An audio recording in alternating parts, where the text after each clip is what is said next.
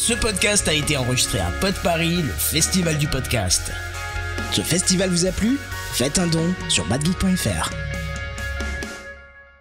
Bonjour. Hello, hello. J'espère que vous allez bien. Alors, je vais vous prévenir dès maintenant, je suis à moitié rouge, je stresse. Parler devant des gens, ça me fait peur. Non pas que vous me faites peur, mais ça me fait peur. Donc voilà, comme ça, les bases sont posées. Si jamais vous me connaissez, est-ce qu'il y a des gens qui ne me connaissent pas ? Super. Le reste, les 90s ou mes poulets, indépendamment de YouTube ou du podcast, bonsoir. Et pour les personnes qui ne me connaissent pas, donc je vais quand même me présenter, on va être poli. Je m'appelle Manon. Sur mes réseaux sociaux, je suis donc Daring Tia et mon podcast dont je vais animer un épisode aujourd'hui s'appelle Night Confessions, qui est donc très simplement la traduction en anglais de Confessions nocturnes de Vita et Diams, parce que le soir, c'est là où tous les chats sont gris, c'est là où on se dit un peu toutes les vérités, que ce soit au téléphone ou bien en face ou en fin de soirée dans une cuisine, là où il y a les anti-soirées comme d'habitude. Donc voilà, le but, c'est d'avoir des petits talks, d'être honnête avec soi-même, honnête avec les autres, et donc 2 fois par semaine, je réagis à mes abonnés, auditeurs, auditrices plutôt, à mes propres confessions aussi, des choses que je trouve sur Internet. Donc voilà, pour juste poser les bases. Et le sujet du jour, je vais vous faire une toute petite devinette. Donc, je m'attends à ce que vous participiez un peu pour répondre. Le point commun entre 3 choses. Toxic de Britney Spears, Gossip Girls, ainsi que Mean Girls.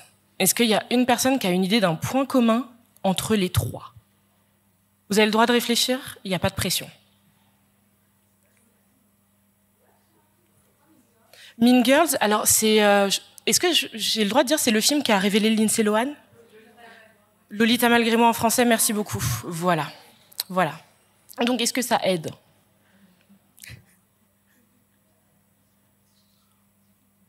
Oui. Ok, parfait, parce que au début, justement, quand j'ai sorti les devinettes à mon copain, il me disait juste des meufs en fait. Enfin voilà. Le pauvre, il est victime, il est au premier rang. On va être gentil avec lui ce soir, ok ? Mais oui, tout à fait. Aujourd'hui, on va donc parler d'amitié toxique, précisément, parce que c'est un sujet. Je sais que beaucoup de monde a beaucoup de choses à dire. J'ai beaucoup de choses à dire, mais surtout, j'ai aussi des invités qui ont des choses à dire parce que je ne vais pas parler seule. Donc, en premier, on va accueillir Linda, aka Let's Cook Tonight. Que donc beaucoup doivent connaître sur TikTok, sur Insta, sur partout où elle est. Tu t'assois où tu... Voilà, impeccable. Et oui, tu as le droit là, exactement. Bonjour. J'ai une petite voix, j'espère que vous m'entendez bien. Ouais, super. Ok, j'avoue, j'ai oublié de demander, est-ce qu'on entend bien ? Génial, merci. Et après Linda, nous avons Maëva, et qui est Maëva BJR sur ses réseaux. Comment vas-tu, Maëva ? 1, 2, 1, 2, oui, c'est bon. Je vais bien, et vous ? Je suis un peu stressée aussi. Vous êtes tous beaux et belles. Alors, c'est un sujet, j'ai décidé d'en parler pour une deuxième fois. Je dis une deuxième fois dans la mesure où j'ai déjà fait un petit épisode sur le podcast là-dessus. Mais j'étais seule, comme d'habitude, seule dans ma chambre, seule face à mon micro. Et je me suis dit que ça pourrait être trop cool avec des invités, mais aussi avec vous. Donc, à tout moment, s'il y a quelqu'un qui veut participer, il y a un micro qui tournera dans la salle. Vous avez le droit, on est entre nous, il n'y a pas de jugement, que ce soit pour raconter une histoire ou pour réagir. Vous avez totalement le droit.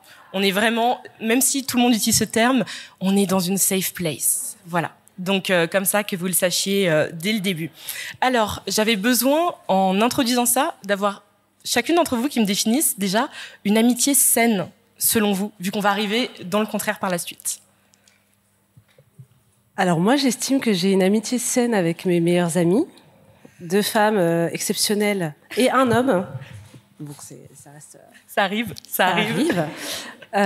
Mais surtout, l'amitié que j'ai avec les femmes de mon entourage, je les connais depuis toute petite. Pour autant, on n'a pas été amies tout de suite. Ça a mis énormément de temps. Ouais. Et en fait, elles sont là quand j'ai besoin. Et elles sont là quand j'ai pas besoin non plus. Ça qui est génial. Tu vois, il y a pas que le côté je les appelle que quand j'ai des galères. Non, je les appelle aussi pour leur raconter des histoires cocasses.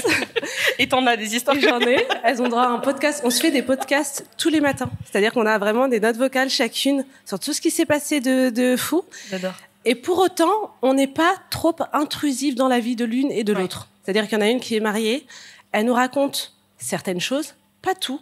Et on n'est pas du tout dans le questionnement ou dans... Et j'apprécie, en fait, qu'elle garde son petit jardin secret et que, en fait, chacune de nous ait ce petit jardin secret et que ce soit jamais un problème. Ouais. Donc voilà, j'estime que ça reste assez sain, en tout cas pour le moment. J'adore. Maëva? Alors, moi, directement, quand je pense à Amitié Saine, je pense à mon groupe de 8 meilleurs amis. Pareil, on se connaît depuis jeune, quasiment le collège, lycée. C'est ouf, hein? Oui. Aussi longtemps et autant de meufs en plus? Oui, c'est en ouf, sachant que certaines se sont rajoutées en cours de route. Ouais. On n'habite pas du tout dans la même ville. Certaines à l'étranger, d'autres en France, d'autres... Et le dénominateur commun, c'est que on arrive à vraiment partager ensemble nos moments, nos émotions, sans empiéter sur l'autre. On arrive à partager des choses ensemble, même si des fois c'est différent, même si des fois on peut pas complètement relate. On arrive à comprendre, à se mettre à la place de l'autre et à essayer d'aider l'autre. Et honnêtement, on a vécu tellement de choses dans ce groupe de 8 filles, des hauts, des bas, des moments où ça allait vraiment pas, des moments d'extrême joie, qu'en fait, on se considère toutes comme des sœurs, véritablement. C'est-à-dire que quand une fait de la merde, on lui dit qu'elle a fait de la merde. Quand une est heureuse ou a besoin d'une, bah, on l'aide aussi. Et c'est comme ça, quoi. Et on est toutes tatouées, d'ailleurs, par rapport à ça. Donc, c'est vraiment très fort. Est-ce qu'on a le droit de savoir quel est le tatouage? Ouais, c'est 8 en hébreu sur... parce qu'on est 8 sur mon bras, là. Trop beau. Ouais, vraiment, c'est des filles à vie. Et pour casser l'ambiance, j'ai pris la petite définition de Google sur les amitiés toxiques, parce qu'il faut casser l'ambiance pour rentrer dans le vif du sujet. Et vous allez me dire si vous êtes d'accord. Donc, d'après Google, une amitié toxique, c'est une relation dans laquelle un individu souffre d'un déséquilibre émotionnel, de confiance ou de pouvoir. Il peut s'agir d'une personne qui exerce une pression psychologique sur l'autre dans le but de le manipuler, le contrôler et tirer profit de la relation. Jusqu'ici, on est d'accord? Ouais, clair. Jusqu'ici, on est d'accord par ici? Il y a un peu trop de hochements. Malheureusement, voilà, c'est le lot de tout le monde. Je voulais prendre un petit truc assez drôle. Je sais pas si vous vous souvenez, dans les magazines féminins, souvent, il y avait des quiz où on cochait des réponses. Et après, t'avais des... Voilà, c'était ridicule, mais on le faisait parce que on avait l'impression que c'était normal. Et donc, j'ai un peu pris certaines timelines d'une de mes amitiés toxiques que je vais vous raconter par la suite. Mais j'ai besoin qu'à l'unisson, vous répondiez sur chacune des 3 questions, si oui ou non, vous êtes d'accord si on peut catégoriser ça dans une amitié toxique. Vous avez le droit de dire non.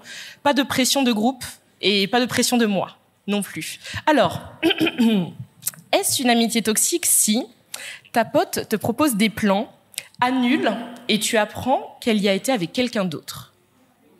Elle annule à quel moment? Elle annule pas longtemps avant en plus? Ah oui, c'est bizarre. C'est pas dingue. C'est pas dingue. C'est pas ouf. Parfait. À l'unisson, c'était parfait.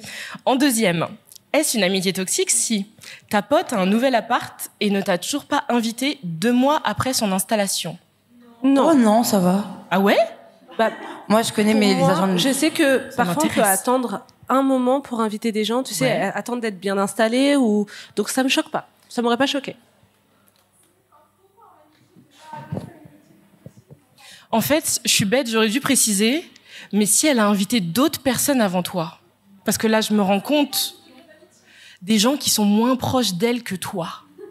Franchement, non. J'aurais dû mettre une question à rallonge. Non? Je suis pas choquée. Ouais, moi non plus, je suis pas choquée. C'est vraiment que genre, des fois aussi, il faut l'avouer, je prends trop la mouche. Il y a aussi ça, parce que justement, j'ai posé chacune des questions à mon chéri, et il y en a certaines qui étaient là en mode... Mais il faut mettre du contexte. Et... Après, je suis d'accord. Voilà. Après, franchement, Manon... Je suis problématique. Non. En soi, aussi, quand t'es censé être proche de la personne, tu sais ce qui est important pour elle. Oui. Moi, j'ai des amis, des meilleurs amis, où il y a des trucs, je me dis, bon, c'est peut-être pas important, machin. Mais typiquement, je sais que pour elle, elle va considérer ça que c'est important. Ouais. Je vais faire l'effort d'y aller ou de le faire ou de lui dire bon bah finalement viens, enfin de ouf. Il y a des trucs où quand tu connais bien la personne, tu sais que ce moment-là il faut quand même le faire. Donc très validé. C'est pour ça je dis ça dépend. J'aime beaucoup. Et donc en troisième, est-ce une amitié toxique si ta pote te reproche d'être en couple alors que c'est elle-même qui t'a présenté ton mec? Oh non, c'est bizarre ça. Ouais, c'est bizarre. C'est trop bizarre. Ok. Et donc là-dessus, je vais pouvoir vous faire un mini story time quand même, parce que c'est ça qui est intéressant. Hein, on est aussi là pour ça, parce que j'ai eu pas mal d'amitiés qui ont été rythmées par des moments de toxicité et tout ça, mais je pense que celle-ci où j'ai donné les points centraux, ça a été le plus blessant dans le sens où c'est une personne, ça faisait genre 11 ans qu'on était amis. Depuis petite, on a grandi ensemble, on a évolué ensemble. Elle a été en couple avec un de mes frères. Enfin voilà, beaucoup de choses, une énorme proximité. Elle m'a présenté mon chéri, ce qui n'est pas rien, parce que ça fait quasiment 5 ans que voilà, ça se passe avec monsieur. Et il y a eu donc un tournant où il y a eu ce moment où elle déménage, où j'apprends qu'il y a d'autres gens qui sont invités chez elle, et toujours pas ni lui ni moi. Et donc t'es là en mode, mais je pensais que genre j'étais comme ta sœur, tu vois. Et derrière des plans qui sont proposés, annulés, tu ouvres des stories Instagram et tu te dis mais je pensais que c'était annulé parce qu'elle était pas dispo en fait. Et là tu vois d'autres personnes que toi et j'étais là en mode en fait je pense juste que j'étais devenue la bouffonne de quelqu'un, tu vois. Et à ce moment-là, je me suis dit OK, ça fait très mal parce que vraiment c'était devenu vraiment enfin une sœur. J'ai 3 frères qui sont venus de ma maman, mais il y a aussi les amis où ça rajoute des maillons et tout ça. Et j'étais là en mode la douleur est quand même extrême et je me suis dit OK, on va en reparler de ce sujet-là, parce que la première fois que j'en avais parlé sur le podcast, j'avais juste interrogé mes abonnés. Moi, je m'étais quasiment pas interrogée, j'avais donné mon avis sur leur témoignage, et moi, je m'étais pas épanchée. Et je me suis dit, OK, pour une fois, on va venir et on va un peu amener sa personne, parce qu'en vrai, on sait qu'on peut être fautif parfois, mais on sait aussi qu'il y a pas mal de fois où on subit. Et là, sur cette amitié-là, j'ai énormément subi sur la fin. Et il y a eu uniquement un enchaînement de mais pourquoi que je n'ai pas du tout compris en fait. Et donc je me suis dit qu'aujourd'hui, ça allait être le moment de pouvoir discuter à nouveau de ce sujet-là. Mais donc les filles, est-ce que chacune votre tour, si jamais vous avez vécu des amitiés toxiques tôt ou tard, vous pouvez nous juste faire une mini introduction, mettre l'eau à la bouche, donner quelques indices sur le sujet. Alors moi, j'ai forcément, comme tout le monde, on a eu une amitié, enfin j'ai eu une amitié toxique, mais parfois, je vais être très honnête, je me demande si on n'est pas tous le toxique d'autrui. Elle m'enlève des mots sur la dernière partie. Vous le noterez, Linda est méchante. Non, mais désolée, mais non, mais on est sur la même longueur d'onde, c'est génial. Pour rester dans le même sujet, parfois on peut être méchante de façon involontaire. Non, totalement. Et je pense que moi, je l'ai peut-être été avec certaines personnes. Je suis une personne qui garde beaucoup pour elle. C'est-à-dire que je ne vais pas forcément interroger mes amis sur leur vie. C'est pas du tout que je m'en fous. C'est que parfois, j'ai pas envie d'être intrusive. Mais ça peut être pris comme je m'en fiche. Exactement. Et donc, je me dis que parfois, peut-être qu'il y a des personnes qui auraient voulu que je sois plus intrusive. Donc voilà. Donc ça, c'est pour mettre un peu dans le contexte. Mais j'ai eu une amie, une amitié qui m'a... Et forcément, quand c'est en amitié, ça blesse... à un autre niveau. 1000 fois plus qu'en amour. Et moi, ça a été des petites phrases, tu sais, disséminées un peu comme... on racontera après plus en détail. Mais des petites phrases, tu vois, qui rentrent dans ta tête, tu te dis « Ah !» et qui te créent des complexes. Et tu dis « Ah !» Et en fait, tu t'en rends compte bien après. Mais voilà. C'est pour ça, là-dessus, en fait, j'ai souvent vu, j'en parlerai en détail, mais l'impact de ce que tes amis, je dis pas le mot pote, mais vraiment amis, genre ton cercle, ton noyau, ce qu'ils te disent, c'est le même impact que tes parents. Ça te fucked up, ça te mindfuck, vraiment, c'est-à-dire que si tu me dis la manière dont tu te maquilles ce temps-ci, c'est pas ouf. C'est comme ta mère qui va te dire faudrait peut-être perdre quelques kilos. C'est exactement le même impact. Alors que c'est ton pote, tu vois, qu'à la rigueur tu m'as pas mise au monde, je respirais avant de te rencontrer et je respirais après. Mais ça, c'est un truc, et on en parlera en détail parce que justement cet impact-là, je trouve qu'il est beaucoup trop minimisé en général dans les amitiés toxiques. Et Madame Maëva. Tu m'as enlevé les mots de la bouche. J'allais exactement dire qu'en fait, que c'était le même impact que souvent que les parents pouvaient avoir dans les réflexions, et que pour se détacher d'une amitié toxique, c'est un peu comme l'emprise d'un mec toxique en fait. Souvent c'est des amitiés que t'as présentées à tes amis, à tes parents, que tout le monde connaît. On vous voit comme cul et chemise, et du coup il y a des souvenirs. Et on est souvent très attaché à ce type de souvenirs et ce type d'ancrage, et ça tue tout un écosystème. Oui. Bonsoir. Bonsoir. Moi, je trouve que c'est encore plus dur avec les amis parce que la famille, on la choisit pas, alors que les amis, on les choisit. Ouais. Et du coup, quand ça devient toxique, on se demande si c'est pas nous aussi qui avons choisi peut-être les mauvaises personnes, si on s'est mal entouré aussi. Et c'est pour ça que je trouve ça dur aussi de sortir d'une relation toxique, alors que les parents, on les choisit pas, en fait. Vous voyez ? Et ça, justement, j'attends d'ici la fin de l'année décembre de faire un épisode vraiment full dessus, parce que la période où j'ai perdu cet ami-là dont je parlais au début, c'est une période où il y a un autre de mes meilleurs amis qui était là depuis une dizaine d'années, où on a appris des choses monumentales, de l'escroquerie, des choses de dingue dont je parlerai dans un épisode en full détail. Il y aura un story time de qualité parce que je ne peux plus ne pas en parler en fait. Mais donc c'est arrivé à peu près au même moment. Et ça a été une remise en question de dingue, où je me suis dit, en plus, je me rappelle, on était en vacances à Istanbul avec monsieur, il fait super beau, on mange super bien, c'est trop cool. Et là, d'un seul coup, le soir, seul, t'es là en train de te dire, mais en fait, est-ce que c'est pas moi le problème ? Parce que si les gens autour de moi sont problématiques, est-ce qu'au final, l'aimant qui les rassemble, c'est pas ça le problème ? Parce que, Orelsan qui le disait dans un son, si t'as un souci avec l'alcool, le problème c'est pas l'alcool, c'est toi le problème en fait. C'est que t'as une addiction, t'as un truc à gérer et tu veux pas l'avouer. Et là, c'est ce que je me suis dit direct, c'est au final, si j'attire les mauvaises personnes, c'est peut-être que je suis une mauvaise personne. Alors que ça peut juste être des gros moments de malchance, les gens changent avec le temps, et sauf que c'est une remise en question, je trouve, qui est encore plus impactante que ce qu'une rupture de couple peut faire, et même des ruptures de liens familiaux. Parce que là, comme t'as dit, c'est vraiment la famille que tu choisis. Et ça, c'est un truc à un tout autre niveau. Et c'est pour ça, là-dessus, Maëva, je te rejoins à 10 000% sur ce truc-là. J'avais listé une autrice que j'adore qui s'appelle Sharon Livingstone. Elle fait vraiment... Alors, je sais que les gens aiment pas trop le terme développement personnel, mais elle fait des bouquins sur le développement personnel et énormément sur rupture, amitié et ces choses-là. Et elle fait beaucoup de conférences et de TED Talks. Elle est très intéressante comme dame. Et elle a noté les 8 signes selon lesquels on reconnaît une amitié toxique. Donc, je vais vous les citer. Et vous avez le droit de pas être d'accord. Je vous demanderai à la fin et vous avez le droit d'être d'accord. Donc, en premier, nous avons le fait qu'une personne te fait rentrer en compétition avec d'autres amis. Nous avons le fait que tu aies des constantes critiques négatives. Ça peut être justement les petites remarques, comme disait Linda, comme des choses qui peuvent être faites devant des gens, en soirée, quand il y a 20 êtres humains que tu ne connais même pas. Been there, done that. Voilà. Nous avons le fait qu'une personne te répète que tu as besoin de changer ci ou de changer ça, que ce soit sur ta manière de t'habiller, te maquiller, te coiffer, ou même sur ton taf ou sur ton couple. Ça peut être sur plein de plans. Nous avons le fait que cette personne te fasse vivre un ascenseur émotionnel constant, parce que tu ne sais jamais trop où est-ce que tu vas te situer. Est-ce qu'aujourd'hui, c'est un jour où on va être bien ou je sais pas quoi.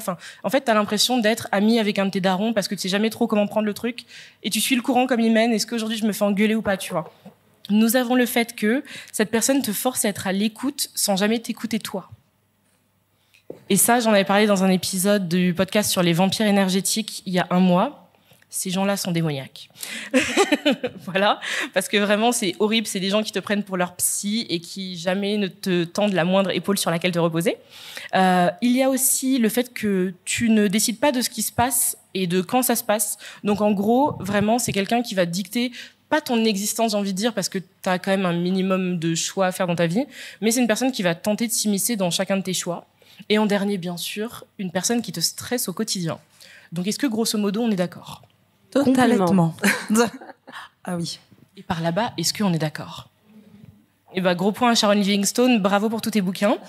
Et donc, en fait, il y a un truc que je me suis rendu compte, c'est que dans notre génération, c'est là, en vrai, que le terme amitié toxique, il est né. Je sais pas pour nos parents, et je peux pas leur demander parce qu'ils sont pas là. Mais c'est quelque chose dont on parlait pas ou on parlait très peu. Et j'ai l'impression qu'il y a énormément de pression autour des amitiés qui se créent aujourd'hui. C'est pour ça que j'étais hyper étonnée, Maëva. Toi, le groupe de 8 personnes qui sont là. Ça fait combien de temps, grosso modo, que vous êtes amis pour les plus anciennes ? Pour les plus anciennes, on est quasiment sur du 12 ans. Waouh. Mais je pense que ça joue parce que il y a eu des moments où on a vécu des gros trucs qui font que on devait être soudés. Ouais. Ou soit on a forcé à être soudés, soit on a essayé d'en relever une dans le groupe et on s'est toutes serré les coudes. Et je pense que les quelques événements traumatisants qu'on a vécus à 8, où on en est dans une et que tout le monde se dise « Ok, on le fait à toutes », ça arrivait 3-4 fois. Et je pense qu'en fait, ça lie des amitiés. Que ce soit dans... Là, je parle des événements un peu traumatisants, un peu dans le négatif. Ouais. qui impactent de vraies personnes, etc.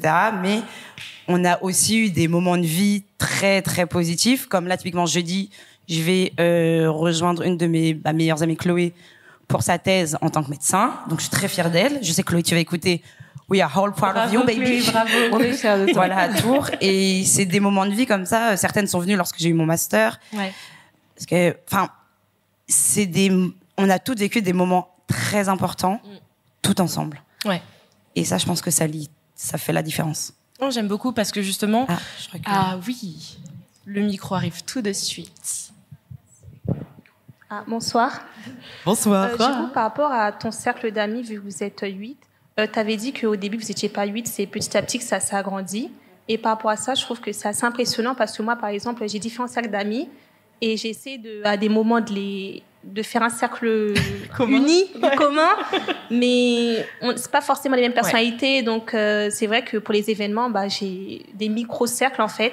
Et ce serait pour savoir, vous, au sein de votre amitié, comment ça se passe. Par exemple, si toi, tu rencontres une personne avec qui tu t'entends bien et que tu considères comme amie, est-ce que tu l'intègres directement au cercle? Est-ce que l'acceptation, elle est plus facile si c'est toi qui présente la personne? Alors, on a ce groupe de 8 meilleurs amis. Et si, par exemple, je pense à une autre de mes meilleures potes, Léa, qui, je sais, fit très, très bien avec ce groupe de meilleurs amis, des fois, c'est vrai que ça arrive qu'elles se rencontrent lors d'événements, etc. Mais c'est vrai que j'ai pas mélangé plusieurs gros groupes d'amis. Ça, j'avoue, je l'ai jamais fait. Après, ce sera à tester. À tester. Une expérience sociale. Une expérience sociale. Parce que pour le coup, j'ai plusieurs groupes d'amis. Là, je parle des 8 parce que c'est le plus gros, on va dire le plus intense. Le plus gros des noyaux, ouais. Le plus gros des noyaux et les filles que je connais le plus. Ouais. On va dire, mais oui, j'ai d'autres petits autres groupes qui, je pense, ce serait intéressant de les mélanger ensemble. Et on verrait bien ce que ça pourrait donner. Et en vrai, c'est ça qui est hyper difficile plus le temps passe. Et je pense que toi, Linda, vu que t'es maman, il y a un enjeu encore en plus parce que t'as un enfant qui te prend du temps. C'est de réussir à trouver du temps à tout le monde. Parce que avec différents groupes de potes, déjà, moi, il n'y a pas d'enfant, j'ai juste un chat. Et c'est presque comme un enfant. Mais c'est hyper difficile à gérer parce que, comme Maëva, donc, qui elle fait encore de l'athlétisme, moi j'en ai fait. Donc, il y a mon groupe de potes de l'athlé. J'ai mon groupe de potes du lycée, j'ai mon groupe de potes de la fac et plusieurs groupes selon le taf parce que il y a le moment où j'étais journaliste, le moment community manager et maintenant dans l'influence. Et en fait, il y a des gens, tu peux pas les mélanger. Tu le sais que c'est impossible. Pareil. C'est pas une question de ils vont se taper dessus, mais c'est une question de tu sais que les vibes des gens ne vont pas coller. Enfin, ça va vraiment être du moins et du plus en face, donc ça va pas du tout le faire. Et ça, c'est un truc. Enfin, je ne sais pas toi, Linda, comment t'arrives à gérer ça au quotidien? Alors déjà, tu sais, tout à l'heure, tu parlais du fait qu'il y a eu un moment dans ta vie où tu as eu 2 amitiés qui se sont totalement rompues. Ouais. Alors, il faut savoir que, en tout cas dans ma vie, où j'ai vécu plein de choses, à chaque gros moment, mariage, grossesse, entreprise, il y a des amis qui ont quitté le navire. Ouais. Ah oui. Naturellement, surtout avoir un enfant. J'imagine. Ça a fait un tri monumental. Il y a des amitiés qui se sont renforcées et d'autres qui ont disparu. Et donc, forcément, moi, mes amis ne vont jamais être en demande de temps. Ouais. Si je leur accorde, tant mieux. Et sinon, elles comprennent toutes. Ouais. Et vice-versa. Donc, il n'y a pas ce truc de « Ah, tu m'as pas répondu hier. » Non, on se répond quand on peut. On n'est pas dans le truc de « Ah, tu m'as laissé en remise 5 heures. » Il n'y a pas de ça. Chacun laisse en remise, il n'y a pas de problème. On voit dès qu'on ouvre TikTok des gens qui se plaignent de ça, il y a pire, les gars. Voilà, nous, en tout cas, dans nos vies de maman, parce que du coup, mes meilleures amies aussi sont mamans et tout, on n'est pas dans ça. Mes meilleures amies, on habitait dans la même ville, on se voit 3 fois par an, aux anniversaires de chacune. C'est tout. On se parle tous les jours. Mais il n'y a pas de...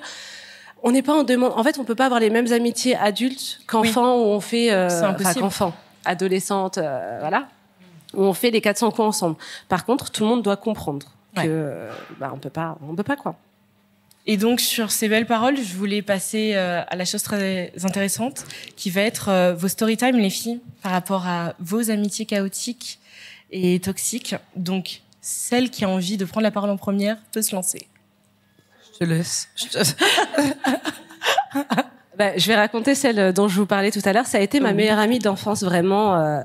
Pour vous dire un peu le schéma, le profil. Ouais. Sa mère, amie avec ma mère. Son frère, ami avec mon frère. Sa sœur, amie avec... Vraiment, j'étais sa sœur. C'était écrit, en fait. Si on n'était pas amis, il y avait un problème. Oui. Et ça a été vraiment la première personne avec qui j'ai fait les 400 coups. Mais il y avait toujours un truc au fond de moi où je me sentais tout le temps jugée. Et au bout d'un moment, j'ai arrêté de lui dire des trucs parce que je savais qu'elle le prendrait mal. Vous savez, quand vous commencez à avoir peur de dire un truc à une copine... Là, tu sais que c'est trop tard. C'est que ça va pas. Ouais. Et sauf que plus jeune, forcément, j'avais beaucoup moins confiance en moi. Et je me rendais pas compte. Et par exemple, je vais vous donner des petites choses qu'elle m'a faites, qu'elle m'a dites, qui sont restées ancrées en moi. Ouais. J'ai pas beaucoup de voix. Je le sais. C'est OK. Genre. Mais elle arrêtait pas de me dire, tu sais, on faisait des karaokés, des trucs. Ah, mais Linda, on t'entend pas, hein. Ah, mais... Et en fait... C'est tellement rentré dans... Vous avez vu tout à l'heure quand je suis arrivée, je vous ai dit, j'ai pas beaucoup de voix. Jusqu'à présent, en fait, jusqu'à aujourd'hui, tu t'excuses de toi-même, c'est dingue. Ouais. C'est dingue. Et c'est un truc que je n'arrive pas à sortir de ma tête. Alors qu'en vrai, je crois que vous m'entendez. Oui, on t'entend très bien. Oui. Voilà. Alors il y a eu ça et le coup de grâce. Le coup de grâce. Je divorce. Ouais. Première vacances, je divorce, je sors d'une relation longue et tout. Première vacances en solo à Bali. Vacances de fou. Je vis des trucs de fou. Moi, j'ai jamais eu de coup d'un soir. J'ai jamais eu tout ça. J'ai jamais connu tout ça, tu vois.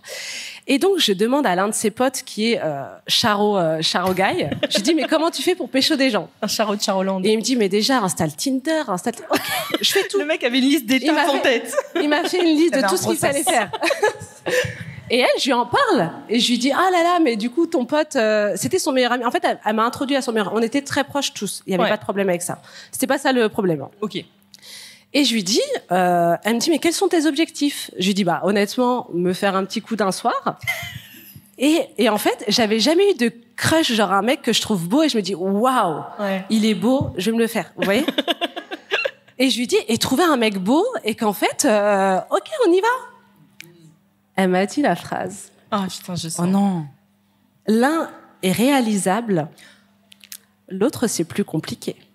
Genre de trouver un mec beau, ça sera plus compliqué. J'ai trouvé un mec tellement frais. Je lui ai juste envoyé la photo. Voilà. Je suis rentrée. Mange ton seb. Je ne lui ai plus parlé. En fait, je me suis dit, là, c'est le coup de grâce de... Ça allait trop loin. Waouh. Et en fait... Après, j'ai remis un peu, j'ai fait du coup, comme j'étais en vacances toute seule, j'avais le temps de réfléchir. Et je me suis dit, mais en fait, cette nana, elle me fait toujours des phrases, des petites réflexions où je me dis, mais pourquoi, Et sauf que je passais outre et je me dis, c'est bon, on rigole. Ou pareil, me parlait un peu mal quand il y a des gens. Mais quand on est toutes les deux, ça allait. Et je me suis dit, non, mais en fait, est-ce que j'en ai besoin? La réponse est non. Et ma vie se porte très bien. Pour autant, on est toujours en contact un peu éloigné, c'est-à-dire que je l'ai pas supprimé des réseaux, je l'ai pas. Ça reste quelqu'un qui a fait partie de ma vie, mais là, pour vous dire, elle a eu un enfant. J'ai pas été voir son enfant. Je l'ai félicité, mais voilà, il y a un chapitre une de ta vie que t'as distance. totalement clos. C'est devenu une connaissance. Ouais.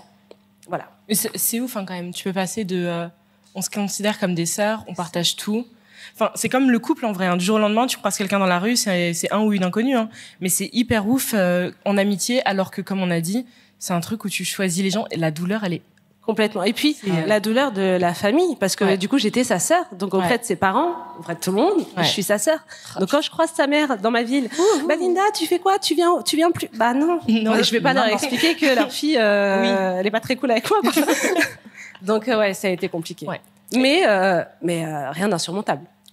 Est-ce qu'il y a quelqu'un dans le public qui a vécu un truc dans le style avec ce genre d'amis où il y a eu des moments où ça a rabaissé à gogo et les remarques et tout ça? Non? Ok. Oh. Nous avons la belle gosse Laura qui répond. Ah, c'est trop mignon.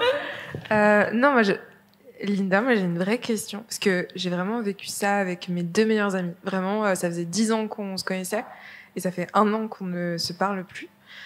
Parce que, selon eux, j'étais toujours trop. J'étais toujours trop sensible.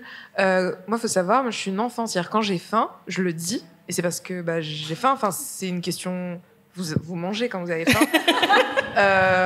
Eux ne supportaient pas ça. Ou alors, j'étais trop sensible et j'ai vécu des traumatismes qui ont fait que je ne suis pas sortie en boîte pendant longtemps. C'était un problème. Et depuis, ça fait 1 an que je vis sans eux. et je sais pas à quel moment on se reconstruit de ça. Est-ce qu'il y a un moment dans ta vie, tu arrives à aller plus loin, à te dire en fait, je sais pas pour vous, mais je trouve qu'on a une pression aussi à avoir des amis. Ouais. C'est comme la pression du couple, alors qu'en fait les amis, ça peut être Maëva, un groupe de 8, ça peut être peut-être Linda avec 2-3 personnes très proches. Et en fait, comment on fait à un moment donné pour en trouver, pour se séparer? Comment ça se passe? Voilà.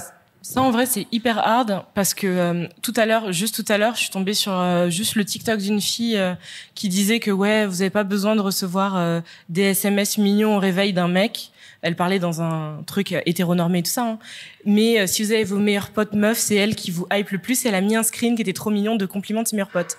Et t'as une fille dans les commentaires qui a dit un truc, ça m'a crevé le cœur, qui a dit en fait, moi, j'ai ni mec ni ami. Et genre, je suis pas bien rien qu'en en parlant parce que c'est hyper triste, mais je suis arrivée à ce moment-là où personnellement, il y a des gens que j'ai sortis de ma vie aussi. Là, maintenant, je sais que si je fais le bilan de vraiment 2 personnes qui vont aller au front avec moi, si je leur dis il y a bagarre, ils me disent à quelle heure? Il y en a que 2. Je sais qu'il y en a que 2, alors qu'il y a 2 ans, je vous aurais dit il y en a 10. Et c'est comme ça, la vie, elle passe à autre chose. Et c'est horrible parce que des fois, en fait, ça se trouve, il y aura plus le même lien et plus la même intensité.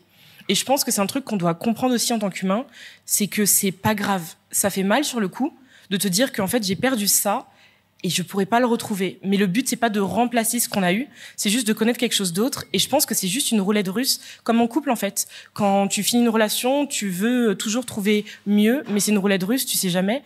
Et je sais pas pour vous, votre avis, les filles, là-dessus, mais pour moi, c'est constamment ça. C'est juste, tu verras sur quoi tu tombes, mais il faut oublier ce qui s'est passé et le chapitre, il est clos et on brûle le livre. Moi, je suis pas mal d'accord avec ça parce que je pars toujours du principe que c'est hyper triste ce que je veux dire, mais tout le monde arrive dans ta vie avec une date de péremption. Ouais. Ta date de péremption, oui, c'est un peu cash dit comme ça, mais attends, ta date de péremption, elle peut être à l'infini. C'est-à-dire que la personne, elle est là, en fait, elle va durer jusqu'à la fin de ta vie. Comme ça se trouve, dans 6 mois, en fait, cette personne-là, tu vas découvrir une facette d'elle qui va faire qu'en fait, elle est à l'antithèse de tes valeurs. Et honnêtement, si ton amitié de 10 ans, tes 2 amis, te disaient que t'étais toujours trop, que t'étais trop sensible, que tu parlais trop, que t'exprimais trop tes émotions, c'est peut-être qu'en fait, vous étiez plus alignés, vous étiez plus en phase, vous partagiez plus les mêmes valeurs. Alors, ça fait mal parce que t'es accroché à quelque chose qui t'a fait du bien pendant 10 ans, mais honnêtement, pour la femme que tu vas devenir, moi, je pense que c'est peut-être pas... En fait, c'est un mal pour un bien. Mais peut-être que tu t'en rends pas compte maintenant. Mais ça se trouve, dans, je sais pas, peut-être 6 mois, tu vas rencontrer 2 meufs incroyables, ou 3, qui vont te dire, mais ma belle, mais exprime-toi, dis-nous ce que tu penses, nous on a besoin de savoir ce que tu ressens, parce que nous, justement, on a un peu du mal à nous exprimer là-dessus. Ouais. Tu vas leur faire, enfin, vous allez pouvoir vous, en gros, fusionner, et ça va très bien fonctionner. Donc c'est peut-être juste une petite passe pour rencontrer, en fait, mieux, ou voilà, peut-être que ça va te permettre de te retrouver aussi. Mais franchement, on est seul, on meurt seul. Ne pense pas que t'es trop. Vraiment, vraiment. Genre, j'aime beaucoup. Ouais. C'est important. Il y avait une question juste derrière Laura. Oui, rebonsoir. Bonsoir. Juste pour dire que je suis très d'accord avec toi. Et j'ai toujours dit dans ma vie que la vie, c'est tout bête. C'est comme une pièce de théâtre. Ouais. Les amis, les amours, les connaissances, la famille... À un moment, il y a des personnages qui sortent pour laisser place à d'autres personnes pour entrer. Et la vie est faite comme ça. Et ils sont là pour une raison. À un moment de ta vie, pour une raison particulière. Ouais. Et ils partent quand il faut qu'ils partent. Il y en a d'autres qui restent toute la pièce de théâtre, et c'est tant mieux. Et d'autres qui sont pas là pour rester. Donc ils passent, ils ont un rôle, ils repartent dans les coulisses ou dehors. C'est ça. Donc, allez dehors. Pardon. J'adore cette image parce que d'habitude, moi, je prends l'image du trajet en train, des gens qui montent à chaque arrêt et certains ils vont aller jusqu'au terminus avec toi, tu vois. C'est ça. Et en vrai, c'est ça. Et par rapport au fait de se sentir trop, je sais pas si, alors, parce que celles et ceux qui me suivent sur les réseaux savent que je passe ma vie à regarder des séries. Est-ce que sur Netflix, vous avez vu Nobody Wants This avec Adam Brody et Kristen Bell?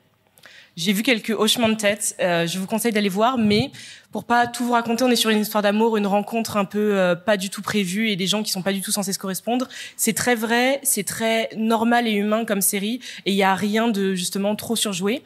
Et on est sur le rôle d'une femme en personnage principal qui a toujours été trop dans ses relations. et qui a peur d'être trop, qui a pris trop de place, qui est trop heureuse, qui parle trop, qui est trop ceci, trop cela, et qui a peur en fait dans cette nouvelle relation qu'elle trouve entre guillemets parfaite, en tout cas chaussure à son pied, d'être enfin trop. Et il y a toujours ces phrases qu'il a pu lui sortir que non, genre je peux gérer ton trop plein parce que pour lui ce n'est justement pas un trop plein, et pour moi en couple comme en amitié c'est à peu près la même chose. T'es censé trouver cette personne qui va juste te faire comprendre que oui ok d'accord t'es trop zinzin, oui ok d'accord tu rigoles trop fort, mais ça va pas être un problème pour cette personne. Pour moi si en amitié c'est un problème pour ces gens, c'est que c'est pas des gens pour toi. C'est à aucun moment la personne que tu es devrait être un problème pour tes amis. Ok, il peut y avoir des petits trucs où on peut juste te dire bon alors ça en public on va se calmer, mais ça devrait s'arrêter à là en fait, pas te dire on va changer la moitié de ta personnalité en fait. C'est ça. Voilà. Complètement d'accord. Et donc Maëva, c'est ton tour de nous parler de ton amitié toxique, Manaëlle. Alors une des 2 grosses amitiés toxiques qui m'a beaucoup marquée, et j'en ai pas beaucoup eu, en vrai j'ai eu la chance de pas en avoir beaucoup. C'était une fille que j'ai rencontrée à l'athlé. On vient de la même communauté, on avait le même plus ou moins contexte familial aussi, et on a beaucoup évolué ensemble. C'est-à-dire que quand j'ai commencé à l'athlé, genre seconde, c'est-à-dire 16-17 ans. Ah ouais, t'avais commencé tard quand même. Oui, j'ai commencé tard. Et en fait, elle m'a vu évoluer et on était très proches, mais je me rendais pas compte, comme ce que t'as dit Linda. Elle était très jalouse de mon groupe de 8 potes. Ouais. Il faut savoir que, bon, elle était un peu moins, la fille en question était beaucoup moins extravagante, on va dire, que moi. Mais sur moi, elle l'acceptait. Mais par contre, sur mon groupe de 8 folasses, comme j'aime les appeler, elle disait, non, mais toi, ça va, Maëva. Mais bon, elle faisait souvent des réflexions pour en fait, après coup, avec du recul, pour se mettre en avant, comparé à mon groupe de 8 copines, très régulièrement, dans des termes qui n'étaient pas appropriés. Ça parlait sur des grosses insultes ou même du slut-shaming. Ouais. Voilà. Okay. Mais que, bon, vu qu'elle tournait ça un peu à la rigolade ou à la blague, voilà. Et toujours le « non mais t'inquiète, c'est une blague ». Oui, oui, voilà, c'est ça. Non, et puis de toute façon, je sais commenter, toi, enfin, ouais, voilà. Il faut savoir qu'on faisait le même sport aussi et que souvent, elle avait quand même toujours des trucs à dire sur ma manière de me présenter dans mon sport. On est souvent en bloomer et brassière à l'athlétisme. En gros, pour ceux qui savent pas ce que c'est que le bloomer, c'est une culotte à l'athlétisme, culotte de sport.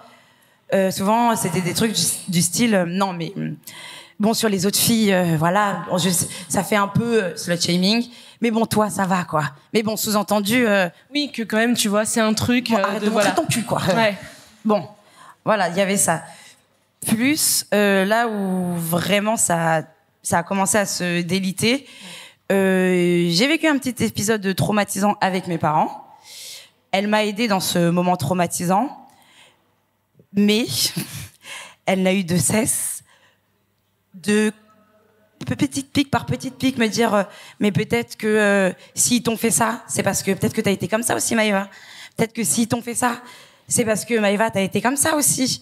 Il faut que tu fasses attention à ça, Maëva, aussi, dans ta vie de tous les jours. Je te dis ça parce que je suis ton amie, hein. Et en fait, ça te marque parce que tu te dis, la personne, elle a été là dans cet événement traumatisant, elle t'a aidé, mais après coup, toujours, elle veut te façonner d'une certaine manière. Et la chose qui a mis fin à notre amitié, parce que quand même, je m'accrochais à cette amitié complètement, du fait qu'on avait vécu quand même pas mal de choses, que même elle, dans ses événements de vie, je l'aidais aussi, etc. Et que je me disais, mais peut-être que si elle me dit ça, peut-être qu'elle a raison, c'est censé être mon amie, etc. Ouais. Donc, je prends en compte. Même si au fond de moi, je sentais que j'étais pas complètement moi, quoi. Bref, elle était dans une relation toxique avec son mec. J'étais très souvent là pour elle, des soirs à ne pas dormir, etc. Je me rendais pas compte, mais en fait, c'était très, très, très énergivore. Et un jour, son mec a eu des propos et des gestes déplacés envers moi. Moi, j'ai répondu. Elle a pris son parti. En remettant sur la table tout ce qu'elle savait sur moi, tous les mêmes événements traumatisants que j'aurais pu vivre avec mes parents et tout, en remettant ça en cause, en me faisant passer pour une folle. Ouais. Et j'ai appris que maintenant ils étaient plus ensemble. Enfin bon, bref, voilà. En plus. Oui. Mais en fait, ça a mis je pense qu'il a fallu ce moment choc avec cette fille en question pour mettre un terme à cette amitié. j'ai vraiment eu l'impression d'avoir fait un deuil. Ouais. Et c'est ça que je trouve ouf, c'est que ce truc que tu disais, de quand même continuer à t'accrocher quand tu sais qu'il y a un problème. Parce que moi, ça avait été la même chose, franchement. Je l'ai vu arriver gros comme une maison, parce que je voyais genre sur, je sais pas, les 6-8 derniers mois de notre amitié, je voyais que c'était plus du tout la même chose. Mais plus du tout. Enfin, c'est-à-dire vraiment, c'était une personne que je voyais 3-4 fois par semaine, on était tout le temps ensemble. La moindre sortie, on était ensemble. Le moindre voyage, on le prévoyait ensemble. Tous les moments où on respirait, où on mangeait à l'extérieur de chez nous, et même chez nous, on le prévoyait ensemble. Et d'un seul coup, en fait, t'as plus d'appels, t'as plus d'SMS, y a plus rien. Tu sens le truc arriver. Tu sens que tu passes au second plan. Tu sens que d'autres personnes sont en train de passer devant. Et tu sais, t'es quand même en train d'essayer de t'accrocher. Tu sais, tu proposes, tu es là, t'essaies de sauver le truc. Et ça, je pense, c'est pour ça qu'il y a besoin, et t'as eu de la chance, je vais mettre des guillemets, Linda, sur cette énorme cassure, parce que toi, il y a eu le moment du divorce, qui, à mon avis, a déjà mis un coup, et où t'as ouvert les yeux sur plein de trucs, et à mon avis, c'est un truc où tu te dis, mais en fait, tout peut prendre une fin, gros. Il y a plus de problème à ça, tu vois. C'est que, ok, il y avait une bague, la bague, elle peut sauter, et des amitiés, ça peut se terminer aussi, en fait. Pour le coup, ça revient à ce qu'on se disait tout à l'heure par rapport à ton sujet.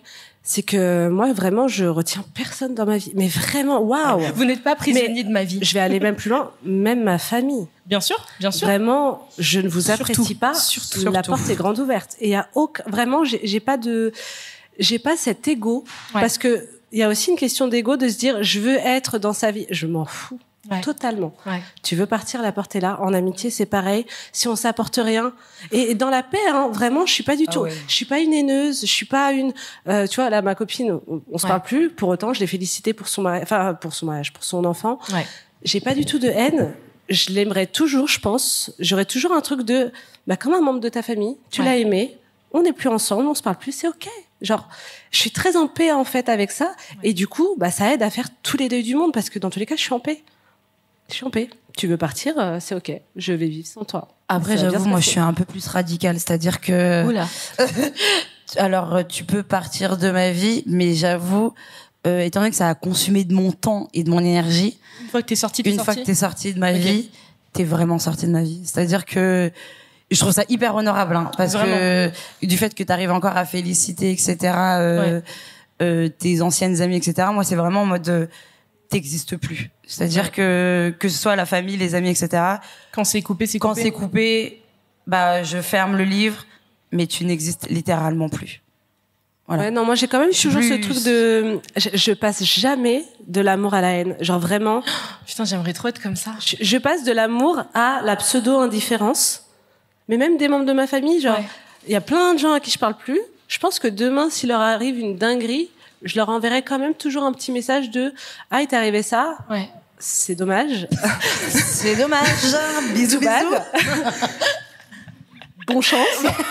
Quelque part, en envoyant le SMS, peut-être que je suis en train de sourire. Peut-être, on ne sait pas. Personne ne sait. Mais voilà, en fait, tu parles d'énergie, ça me demande aucune énergie de faire ça. Genre, aucune énergie sentimentale. Genre vraiment... Non. Mais par contre, moi, ça me demande de l'énergie de détester quelqu'un. Alors, pas de détester, mais le fait de, tu vois, genre, voir quelqu'un dans la rue et forcer mon cerveau à l'ignorer, ça me demande de l'énergie. Alors que moi, non. Genre, moi, je peux littéralement passer et en fait, faire comme si tu n'avais jamais existé de ma vie. Genre, comme si, mon cerveau est juste, on enlève cette case, hasta la vista la compagnie. Si t'arrive quelque chose, c'est ton dos. Hyper triste. C'est ton dos. Tu dois gérer tes énergies avec toi et ce qui t'est arrivé. Mais honnêtement, vraiment, ça me va rien me faire. Alors que, je pense que c'est plus une question de personnalité là. Alors que vraiment envoyer le message, te dire bonne chance. Ah non, c'est bon, ça y est. Moi, j'ai deux. En fait, je préfère mettre toute l'énergie positive que j'ai sur les gens que j'aime et qui me l'apportent aussi. Et ça, c'est aussi beaucoup de savoir donner les bonnes énergies aux bonnes personnes, etc. Que non. Et hop. Moi, le passage de la haine, même si, comme on dit, l'amour et la haine, ils sont toujours comme ça, tu vois. Mais j'en ai besoin quand un dossier se clôt. Après, peut-être que je dois aussi aller voir un psy pour ça, parce que c'est peut-être aussi pas normal, mais j'ai besoin, je sais que par exemple, je vous ai parlé donc d'une amitié avec une meuf qui s'est terminée, et il y avait donc un mec en même temps. Lui, pour le coup, j'ai appris qu'il y a eu un décès dans sa famille quand je l'avais sorti de ma vie. Il m'a fallu 3 jours, parce que c'était une personne très proche de lui, pour juste envoyer toutes mes condoléances parce que j'étais en train de me dire, et c'est horrible et je suis désolée, je prends des pincettes, je me suis dit, putain, c'est horrible, mais c'est le karma qui a frappé pour plein de choses que t'as faites, tu vois. Et j'ai la haine qui va parler en premier parce que tellement tu étais là et tout ce que tu as fait est horrible que c'est le premier sentiment. Moi, ce truc de juste me dire genre... Tu sais, on se le dit, mais on l'avoue pas. Mais ce que je veux dire, c'est qu'en fait, c'est honnête de se le... Moi, je l'avoue. Après, c'est peut-être t'es dans un process. Ouais. C'est honnête de savourer aussi les moments où tu dis, c'est peut-être c'est ça. Après, peut-être oui, il y a peut-être un petit travail, mais un gros travail. On peut être honnête aussi. Non, mais après, je pense qu'on fait tout le deuil différemment. Il y en a qui ont besoin d'avoir limite une cérémonie de haine. C'est ultra mature de ta part, hein. Mais non, mais je sais pas si c'est mature. Je pense que juste c'est mature. Si, c'est mature. Moi, vraiment, cérémonie de haine. Non, mais tu sais, il y a des gens qui font des cérémonies de divorce pour vraiment brûler leurs affaires de mariage et tout. Une fête de divorce, c'est bien, mais il y en a qui brûlent la robe de... Je l'ai pas invitée. T'as brûlé ta robe de mariée, Linda, ou pas? Non. Ok. Mais je sais, en fait, je sais plus où elle est, donc Où qu'elle soit, qu'elle y pourrisse. Alors, petit détail con, vous savez, nous, on a une dot, et moi, ma dot, c'était un bracelet en or, etc. Je l'ai grave revendu direct. Waouh! J'ai été chez le truc, tu sais, qui revend l'or au poids, là. Donne-moi l'argent. C'est avec ça que t'es partie à Bali ou pas? Ah, ça a contribué. Non, mais quelque part, c'est beau, tu vois. C'est beau de te dire, ma dot, je l'ai utilisée pour genre revivre. Pour moi, tout se transforme, finalement. Tout se transforme. Ça? Ouais. Oh, mais c'est très beau. Il y a une question, par contre, que je me posais parce que, encore une fois, on a raconté des histoires qui sont très vraies. Bon, même si vous avez que nos versions, même si je suis pas en train de dire qu'on est des menteuses, mais toutes les histoires ont 2 voire 3 versions. Oui, il y a la version de l'autre et il y a la version qui se retrouve à peu près au milieu des deux, qui est la réalité.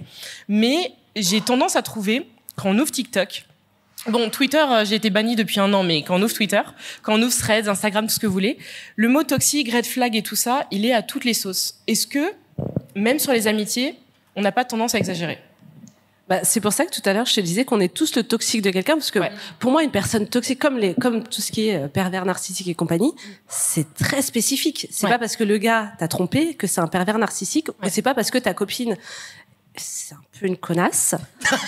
que c'est une personne toxique. En fait, c'est juste que parfois, on traverse des choses où on peut pas gérer une amitié, on sait pas gérer une amitié, et du coup, on peut être une connasse. Moi, je pense que j'ai déjà été méchante, mauvaise, sans le vouloir, parce que c'était pas le bon moment, parce que j'étais pas dans un bon mood, parce que pour plein de raisons. Donc c'est pour ça que je pense que ce terme-là, on l'utilise pour que tout le monde puisse voir plus ou moins de quoi on parle. Est-ce que vraiment c'est toxique dans le sens où après on a besoin de 6 mois de thérapie et encore je suis contente. Tu vois, je suis pas sûre. Il y a des petites choses. De toute façon, je pense qu'on impacte tous de façon positive et négative des gens sur notre chemin. Exactement. Donc c'est un peu dur de dire vraiment tout le monde est toxique, quoi. Ouais. Ça, c'est un truc qui fait mal en vrai d'y réfléchir et de se dire putain, je suis le toxique de quelqu'un.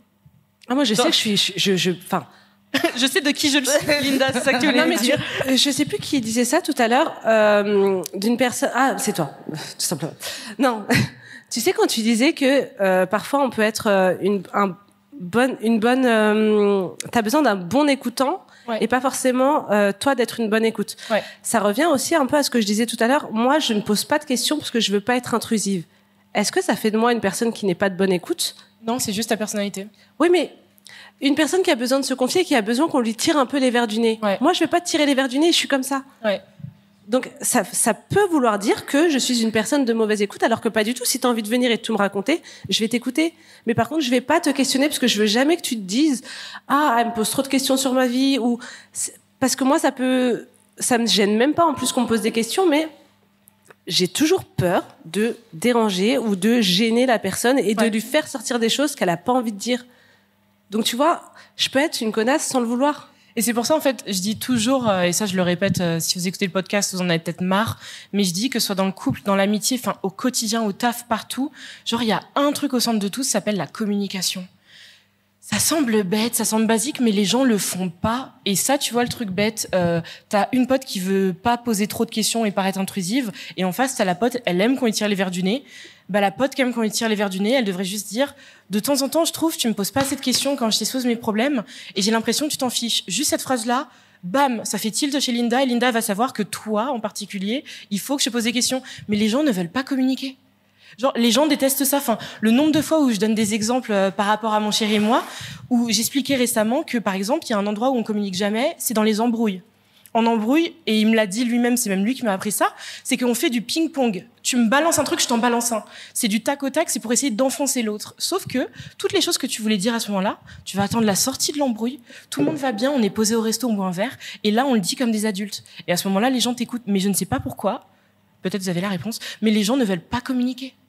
Genre, les gens veulent pas passer par le basique et juste dire les choses. Et c'est aussi comme ça qu'il y a plein d'amitiés, je pense, qui s'enfoncent dans une toxicité et où les choses seraient dégoupillées longtemps avant, tu vois.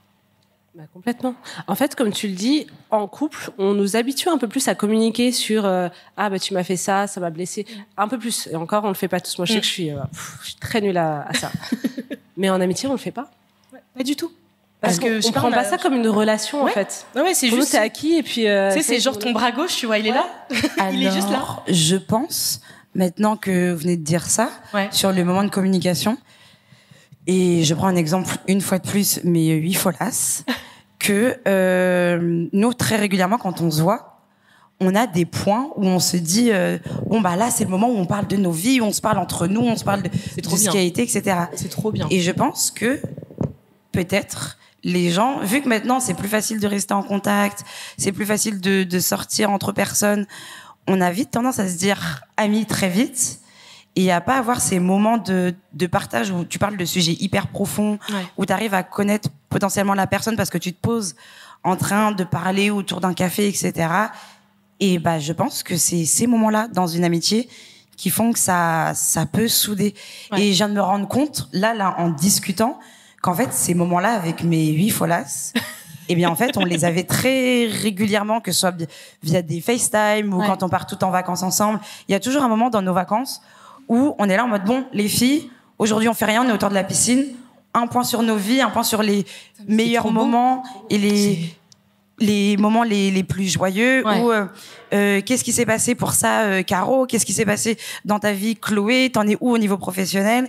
Où on se fait des petits moments les unes avec les autres. Et en fait, je viens de me rendre compte en fait que on le faisait assez régulièrement en fait.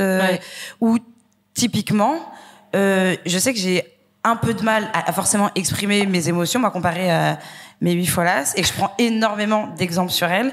Et dès que, par exemple, j'ai quelque chose qui me vient en tête ou que j'ai envie d'exprimer quelque chose, mais que je sais pas forcément comment bien le dire, mon réflexe, ça va être, je sais que Caro, elle a toujours le bon mot. Je sais que si je lui demande, viens, Caro, t'aurais pas 1 heure pour qu'on s'appelle, faut que je te parle d'un truc que j'ai sur le cœur et tout, mais je sais pas à qui le dire et tout. Vraiment, elle va être ok, tu m'appelles telle date là, je prends mon temps, ou t'inquiète pas, je suis avec Lisa, on va t'aider. Et il y a pas de oh Maëva, tu peux pas ressentir ça et tout. Elles vont se dire ok, on sait que t'es comme ci, on sait que t'es comme ça. Bon peut-être essaye de dire ça comme ça, ou on comprend ce que tu veux dire. Ou c'est assez impressionnant, Maëva, t'as fait ce type d'effort. Et je pense que c'est ça qui se crée des moments avec ses amis pour discuter de sujets qui sont profonds. En vrai, ça joue. Pour moi, dans toutes les relations, parce que je sais que des fois, il y a des séries américaines où tu vois des parents le faire avec leurs enfants à table, genre un check-up 1 fois par semaine en mode comment ça a été l'école cette semaine, est-ce qu'avec les potes, est-ce que ci, est-ce que ça. Et déjà, chaque fois que je vois ça, je me dis oh waouh, ok, c'est sain, c'est beau, ça existe. Mais je pense que dans les couples et surtout aussi dans les amitiés, parce que vraiment, nos amis, je pense, c'est les premières personnes qui nous connaissent réellement. Parce que dans le couple, il y a des fois des trucs, on a tendance à pas vouloir les montrer. Moi, monsieur, il voit toute la réalité. Dans tous les cas, il y a plus de filtre, il y a plus rien. Voilà, il l'a et dans tous les cas, il l'a choisi. Mais dans l'amitié, il y a ce truc où je pense, dès le début, je veux dire, c'est des gens qui sont là quand tu te tapes des cuites et t'es dans des états pas possibles. Des fois, tu peux pleurer pour des raisons débiles et genre, tu sais, c'est vraiment les pleurs moches. L'emoji Kim Kardashian me vient en tête. La morve, les larmes, le mascara qui coule. C'est vraiment les gens et qui vont après réussir à te complimenter la semaine d'après si t'es en bombe et tout ça, tu vois. C'est vraiment ton noyau et c'est ouf qu'il y ait pas ce truc qu'on trouve normal de juste communiquer. Et c'est pour ça que je me dis maintenant, est-ce qu'au final, on n'a pas trop tendance à nexter les gens facilement? Parce que je pense que c'est ça aussi le problème. Moi, je sais que sur l'amitié que je vous ai racontée, encore une fois, même si elle avait, je considère 80% des torts, 20% des miens, c'est de pas avoir dit, on s'assoit et je te liste tous les problèmes. Je l'ai fait après, quand c'était trop tard, et que le retour, c'était que de l'embrouille, mais c'est ce truc de se dire, on se fait un check-up, là, il y a des problèmes dans notre amitié, ça a totalement changé, on a drifté, on n'est plus dans les dynamiques qu'on avait, et sauf que les gens le font pas, en fait. Et il y avait une question. Bonsoir. Je voulais vous dire que je m'appelle aussi Linda. Enchantée. J'avais peut-être un élément de réponse par rapport à ta question sur la communication et vous n'avez pas trouvé une réponse logique. C'est peut-être parce que dans nos amitiés ou même en amour, on va avoir l'impression de tellement connaître la personne, qu'on est tellement proche, l'amitié est tellement intense ou la relation amoureuse est tellement intense qu'on va plus prendre la peine de demander à la personne ce qu'elle ressent réellement, ou même l'autre personne va faire le chemin inverse. Donc peut-être qu'on va juste omettre de simplement développer comment on se sent, développer notre journée, etc. Ça, enfin, c'est hyper réel parce que perso, vu que justement j'ai 3 frères dont je suis hyper proche en âge et proche en proximité relationnelle, je sais pas comment ça se dit, mais on est vraiment, enfin, on est amis avec mes frères. Je sais que c'est 3 personnes. Si on s'était rencontrés à l'extérieur, je serais amie avec eux quand même. Et c'est des trucs qu'on ne fait pas non plus. Et donc là, quand tu dis ça, je me dis, en fait, c'est la même chose, tu vois. C'est-à-dire que jamais avec mes frères, on va aller gratter et parler de tout ça. C'est pas parce que c'est des garçons, je parle pas de mes émotions. Non, c'est, on s'en fout. On se connaît, je pense, depuis nos naissances, chacun les autres. Mais ouais, il y a ce truc, c'est hyper bête. C'est juste, en fait, on se connaît tellement, genre, y a pas besoin.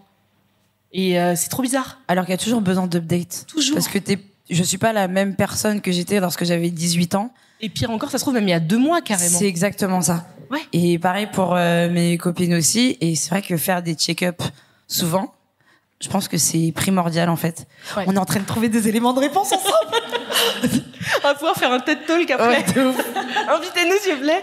Mais parce qu'en fait, c'est ça le truc, c'est que là, je viens à me dire, et il y a ce truc où tu mets en parallèle les ruptures amicales. J'avais déjà fait un épisode juste là-dessus sur la douleur des ruptures amicales, justement. Je l'avais faite à vif, à cette époque-là, d'une des amitiés. Et j'étais là, c'était vraiment un journal intime, cet épisode, c'est n'importe quoi. Mais où j'ai comparé, et la comparaison, elle reste là. C'est pareil, voire pire que les ruptures amoureuses. Et sauf que le problème, c'est qu'on prend pas soin de nos relations amicales comme de nos relations amoureuses. C'est dans le couple, tu vas arrondir les angles, tu vas essayer de savoir l'autre comment il a passé sa journée, et ci et ça, et on va discuter, on va essayer de mieux se comprendre et trouver des terrains d'entente. Tes potes, t'arrives brut de décoffrage, et si tu prends comme je suis ou rien d'autre, alors que justement, je trouve que, bah pareil, c'est un jardin que tu dois entretenir de la même manière. Enfin, je sais pas si vous avez cette vision-là aussi. Ouais. Ouais. Non, mais c'est vrai que je sais que mes amies, jamais elles vont me faire des reproches. Ouais. En fait, je ne m'embrouille pas du tout avec mes amis, mais aucunement. Même la fille avec qui ça... Il n'y a pas eu d'embrouille. Il n'y a pas eu d'embrouille. Et d'ailleurs, il y a eu un slow... je dirais pas un slow ghosting, parce qu'on s'est pas... En fait, on s'est juste séparés en paix. Et je pense que j'ai jamais eu, à part vraiment des grosses histoires, mais... Et souvent, c'était pas des amitiés très proches. C'était des amitiés un peu annexes. Mais sur mes vrais amis, on ne s'embrouille jamais. Genre, il n'y a pas un truc de « Ah, tu m'as parlé comme ça » ou... Vraiment, je vois que t'es une femme douce. Mais je te trompe pas. En paix. Non, mais vraiment, je suis en paix. Et même mes copines, genre, je suis en train de chercher depuis tout à l'heure. Ouais. Jamais on s'est dit « Ah, tu t'as parlé comme ça ». Non. Même quand elles ont tort, j'en dis « Meuf, t'as tort, mais comment je te soutiens quoi qu'il. Mais t'as grave tort. Hein. Mais c'est ça l'amitié. Mais c'est ça l'amitié normalement. C'est oui, tu as tort, on en parlera après. Oui, mais c'est exactement. Ah, je te soutiens quoi qu'il. Oui. Mais je suis ton avocat, mais derrière par contre, je vais t'embrouiller gros. Oui, c'est ça. Mais même, tu vois, je vais donner un exemple. Moi, j'enchaîne les relations un peu avec des tocards. On va pas se mentir. Tout le monde le sait. Les tocos. Qui dirait. Elles le savent, je le sais, ils le savent, tout le monde le sait. Elles vont jamais me juger. Même si je reviens 15 fois avec le même gars, elles vont rire. Enfin, il est de retour. Mais en fait, il y aura jamais ce truc de « Ah non, mais si tu reviens vers lui, je te parle pas ». Ouais. Tu vois, non, c'est malsain de ouf, ça. On va rire. Ah oui. Elles vont faire des petits paris sur « Vas-y, dans 3 mois, tu... » Mais vraiment, on rigole. Tu sais, il n'y a pas de truc de « Ah, je suis stressée pour leur dire que il m'a recontacté, que j'ai répondu à son... » Non, je vais leur dire « vous savez pas qui est revenu ?» On va rigoler. Et jamais... elles vont me faire des réflexions sur le fait que j'ai répondu à ça. Non, elles vont me dire meuf, t'es grande, genre nous on est là quoi qu'il, mais bon, voilà, fais ta life. Et jamais on s'embrouillait. Toi, Maëva, vous êtes à ce niveau de maturité avec les filles ou pas? Ça arrive des fois qu'il y a un mot au-dessus de l'autre. On est un peu 8 sanguines quand même, on va pas se mentir. Mais ça vient surtout avec ce que je te disais au tout début, c'est qu'on sait quels sont les tempéraments des unes et des autres. Du coup, bon, on sait que Maëlle a du mal un peu à exprimer ses émotions. On sait que Caro, c'est la voix de la sagesse et que des fois, elle oublie des choses. On sait que Chloé, des fois, bon, elle s'énerve un peu pour rien, mais qu'elle va redescendre aussi vite. Et en fait, je trouve qu'on a ce beau mélange où on vit ensemble et on connaît quand même les limites des unes et des autres. Ouais. Donc, on sait que si Chlo ou Lisa est énervée, bon, elles avaient peut-être quelque chose sur le cœur à dire qu'elles retenaient. On va les laisser s'énerver parce que, en vrai, c'est ce qu'on se disait aussi quand on est partis à Marrakech tout ensemble. Ouais. C'est aussi simple de s'énerver. Genre, des fois, il faut que ça sorte. Il faut que ça sorte, en fait. Donc, peut-être que là, sur le coup, t'avais besoin de t'énerver. On en reparle là au dîner. Explique-nous ce qui allait pas. Ok, bon, ce moment. Et souvent, en plus, l'une comme l'autre, on est là en mode, je suis désolée, j'ai eu un mot plus. En fait, ça vient quasiment de nous-mêmes. Ouais. J'ai eu un mot plus haut que l'autre. J'ai ceci, j'ai cela. Enfin. Typiquement, un exemple tout bête. Hein. On était en vacances à Marrakech. J'ai une de mes potes, Caro, qui a pas arrêté de me dire pendant toute la soirée, Maëva, tu t'amuses pas. On sait que parce qu'en fait, c'est parce que ton outfit, il te plaisait pas. Là, tu profites pas. Et avec l'alcool, elle était relou. Caro, je sais que tu vas écouter ce message. Elle était vraiment relou. Et en fait, pendant la soirée, j'ai mais là, tu me casses les couilles, en fait. Et tu sais, genre, ça l'a braqué. Oui. Et le soir, en revenant, pas du tout sobre, d'ailleurs, j'ai fait, bon, Caro, je suis désolée, j'ai eu un mot un peu plus haut que l'autre. Mais c'est vrai que j'ai compris que t'étais inquiète parce que je m'amusais pas. Puis elle était là, mais oui, Maë, moi j'aime quand tu t'amuses. Ça me faisait de la peine que tu t'amuses pas. J'avais l'impression. En fait, ça doit être bizarre avoir une Maëva qui s'amuse pas. Ouais. Meuf, t'es toujours en train de t'amuser. Ouais, si, ça m'arrive. Ça m'arrive. Au taf, ça m'arrive.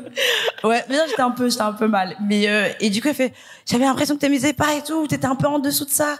J'ai dit oui, et on s'est expliqué, et elle fait, ok, bon, ça me rassure.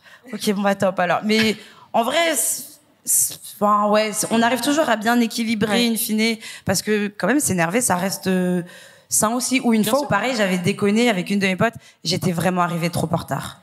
Et là, c'était la fois de trop, c'est un rendez-vous, un énième rendez-vous. J'étais encore une fois arrivée où elle avait attendu genre un bon 2 heures. Emma, je suis encore désolée. Mais vraiment, et là, elle m'avait engueulée. Elle m'avait vraiment engueulée en mode, ouais, mais va. Ouais. Et j'avoue, elle avait trop mal parlé. Mais sur le coup, j'avais dit, honnêtement, Emma, je peux pas t'en vouloir d'être énervée. Je prends, je me mets sur le côté. Et il y a des fois, bah ouais, quand tu t'as déconné. Et quand il y a un mot trop, bah ouais, c'est normal aussi. Donc c'est comme ça que moi je gère avec les tempéraments des unes et des autres, et des fois aussi en reconnaissant qu'on a merdé, quoi, genre juste ça fait la diff. Juste prendre du recul, en fait. Ouais, c'est ça. Des fois juste prendre du recul et pas juste, comme je disais, tu vois, c'est ce ping-pong dès qu'il y a une embrouille de juste vouloir relancer un truc, enfin ça sert clairement à rien. Tu vois, pour l'histoire du ping-pong, moi je sais que je peux tellement avoir des mots qui dépassent mes pensées que dès que j'ai une contrariété ou autre, j'ai besoin de fuir. Parce que sinon, si j'entre dans le ping-pong, ça peut aller tellement loin. Je suis pareil que toi, je parle très mal. Donc, dès que j'ai une embrouille avec quelqu'un, alors encore une fois, pas avec mes copines, parce qu'on s'en embrouille pas, mais que ce soit en couple ou autre, je dirais, je reviens. Sinon, je vais un break et je redeviens fréquentable. Non, parce que sinon, vraiment, j'ai pas le contrôle de mes pensées. C'est adulte, en vrai, de le faire, parce que t'as des gens qui en ont rien à faire, tu vois. T'as des parents, enfin, il y a des parents pareils, hein, parce que ça commence avec des parents, des exemples comme ça, des parents qui vont pas se dire, bon, déjà, la plupart du temps, ce que tes mômes font, c'est pas contre toi. C'est juste, il a agi comme ça, il a été con un moment, tu vois. C'est un enfant, juste, il est en formation. Mais il y a ce truc où ils vont pas se retenir, ils vont sortir des mots horribles. Et pareil en couple, et pareil en amitié. En fait, quand il y a une embrouille, c'est bête. Juste, on se sépare 2 secondes. Genre, chacun souffle. Et après, tu viens de dire ce que t'as envie de dire une fois que t'es redevenu adulte et que t'es, comme je disais, et que t'es fréquentable. Et ça, c'est un truc, j'essaie de le faire maintenant. C'est difficile de fou. Parce que je parle tellement mal quand je suis en embrouille avec quelqu'un. C'est un truc, je me dis, après, tu sais, tu vois les messages, t'as honte. Tu dis, c'est pas possible, en fait. Enfin, j'ai eu une éducation un jour, tu sais, on m'a pas sorti de la forêt, tu vois. Je comprends pas. Mais moi, à la fin de mes 2 gros épisodes fin d'amitié, j'ai fait une espèce de micro-autothérapie pour essayer de comprendre le pourquoi du comment. Et vous, les filles, vous êtes passées par quoi pour, entre guillemets, aller mieux? Parce que, bon, toi, Linda, on a compris, t'as brûlé le livre. Mais il y a peut-être eu quand même un passage d'un truc que t'as eu à faire pour te dire que c'est pas ma faute et la vie, elle continue. Bah, en fait, moi, je peux aussi accepter que ce soit de ma faute. Enfin, tu vois, j'ai pas de... Je me sens jamais toute blanche dans une histoire. J'essaye d'apprendre un peu de mes erreurs sur la communication ou autre. Comme dans une relation de couple, vraiment, je me remets toujours en question dès que je romps. Je me dis, bon, j'ai peut-être pas travaillé sur ça. Prochaine relation, je ferai attention à ça, tu vois. Et En fait, je pense un peu comme tout le monde, on a plein de groupes d'amis. En fait, moi, je suis très entourée. Ouais. Pour autant, je suis pas très proche de tout le monde, mais je suis très entourée. Et tu vois, par exemple, je te disais que mes 3 meilleurs amis, on se voit que 3 fois par an. J'ai plein d'autres amis que je vois très régulièrement. Ouais. Pour autant, on est moins proches. Ouais. Donc j'ai toujours ce truc de socialement, en fait, je fais plein de trucs, je vois plein de monde, je raconte ma vie assez facilement. Storytime sur les, ouais, voilà, sur les réseaux. D'ailleurs, elle découvre parfois mes storytime en mode Linda, c'est arrivé ça. Donc j'ai pas ce truc de, en fait, j'ai pas besoin d'avoir quelqu'un, d'un confident en permanence, parce que j'ai plein de gens.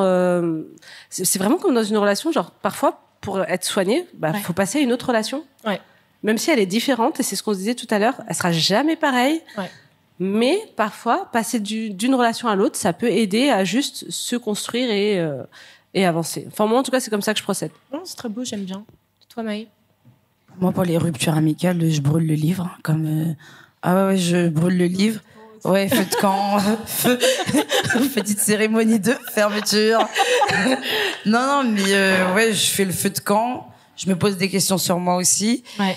Et pareil, j'ai de la chance d'avoir ces 8 folas où dès qu'il m'arrive un truc où je me dis putain, qu'est-ce que j'ai fait, qu'est-ce que j'ai pas fait, là il y a eu cette rupture, pourquoi ça en est arrivé là, eh bien j'essaie de leur en parler à elle ou à ma psy pour essayer d'avancer.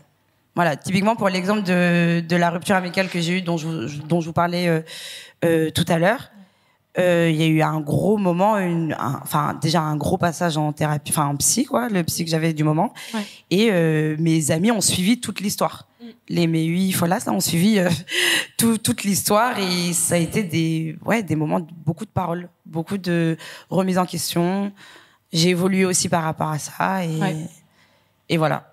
Et ça, c'est un truc, j'en avais parlé dans le premier épisode sur les amitiés toxiques sur le podcast, c'est que on a tendance à aller voir un psy pour des relations familiales toxiques, pour des ruptures qui sont très douloureuses, que ce soit une rupture amoureuse entre guillemets classique, comme un divorce, comme plein de choses. Mais pour les ruptures amicales, on le fait pas. Alors que encore une fois, la thérapie, c'est pas mauvais. C'est même très bien. Enfin, tu peux te découvrir, parler à quelqu'un. Ça fait du bien. Quelqu'un qui, justement, ne sait pas qui tu es. Quelqu'un, tu vas juste lui amener un problème type, et cette personne va prendre son recul parce que cette personne, elle te connaît pas, elle connaît personne dans le problème concerné, et ça fait énormément de bien. Et je pense que c'est limite genre le meilleur conseil que je puisse donner aux gens quand il y a ce moment-là, parce que des fois on va vouloir en parler à nos autres amis, mais qui en soi-même vont prendre notre défense. Tu vas en parler à ton mec ou ta meuf qui va prendre ta défense. Tu vas en parler à tes frères et sœurs, ils vont être de ton côté. Donc en fait, tu auras un son en boucle qui te dira ce que tu veux entendre. Après, ça veut pas dire qu'un thérapeute va te dire tu as fait de la merde et c'est toi le problème. Non, mais c'est une personne qui va t'apprendre à prendre de la hauteur, du recul, et à voir les choses d'une meilleure manière, et surtout apprendre de tes erreurs, tout bêtement. Et donc, si jamais parmi vous, parce que je sais que doucement mais sûrement on arrive à la fin du chrono, s'il y en a qui ont quelque chose à dire, une question à poser, c'est le moment ou jamais. J'ai cru que le micro s'était coupé. Je me suis dit, oh. Y a-t-il quelqu'un ou quelqu'une? Non? Oui? Le micro arrive. C'est moi qui sais pas le tenir. Tout à l'heure, vous disiez, est-ce que c'est pas nous, des fois, on voit la toxicité dans l'amitié? Ouais. Moi, je pense que parfois, ce sera pas vraiment de la toxicité, mais plus un déséquilibre. Parce que, par exemple, moi, j'ai des amis qui, très facilement, dès qu'ils rencontrent une personne, directement, t'es ma bestie, on va faire les 400 coups. Or, moi, je suis une personne, vraiment, pour que je te considère comme amie. Parce que moi, déjà, il y a le stade de connaissance. Après, tu passes peut-être amie. C'est vraiment un long travail. Et c'est vrai que quand tu as des copines qui très facilement peuvent accepter une personne en tant qu'amie, bah toi, tu dis, mais elle met tout le monde un peu au même niveau. Ouais. Donc, comme tu as dit, pour le premier point, ça crée une espèce de un peu concurrence malsaine. Et toi, tu dis, mais pourquoi moi, je suis au même niveau qu'eux? Enfin, qu'est-ce qui fait que tu me mets à leur niveau alors que nous, on a tellement eu des trucs plus profonds que ça. Et enfin, du coup, après, c'est comme ça qu'après, tu vois un peu le mauvais côté de la personne alors qu'elle n'a pas été toxique en soi. C'est juste son comportement qui fait que tu vois rouge. Et justement, c'est pour ça que quand je disais tout à l'heure la communication, parce qu'en vrai, à ce moment-là, quand j'ai vu les stories, les plusieurs fois où elle m'a proposé des plans et des trucs, et j'ai vu que j'étais remplacée par d'autres gens qu'elle connaissait depuis genre 1 an et demi. Tu me connais, ça fait 11-12 ans réellement. Enfin, on s'est vu grandir et évoluer. Et j'étais en me disant, mais genre nos amitiés n'ont pas la même profondeur. Comment je peux être si peu considérée? Mais sauf que dans sa tête, ça se trouve, il y a une ligne sur laquelle toutes les personnes sont mises, et c'est juste que vous êtes dans mon cercle, point. Et en vrai, c'est un truc que j'ai pris pour moi, alors qu'il est possible que pour elle, c'était juste... Bah non, j'étais pas dispo à ce moment-là, j'ai reproposé à quelqu'un d'autre, et pour moi c'est exactement la même, tu vois. Mais moi je l'ai pris comme ça parce qu'encore une fois, quand on est dans notre bulle à nous-mêmes et quand on reste dans notre tête à tourner, et c'est pour ça qu'il faut communiquer, il y a ce truc où on en vient à se faire des films en fait, alors que ça se trouve il y avait aucun film. Bah, je veux bien réagir dessus parce que en fait pour moi c'est comme une relation encore une fois de couple. Tu peux connaître un homme depuis 2 mois et être persuadé que c'est l'homme de ta vie.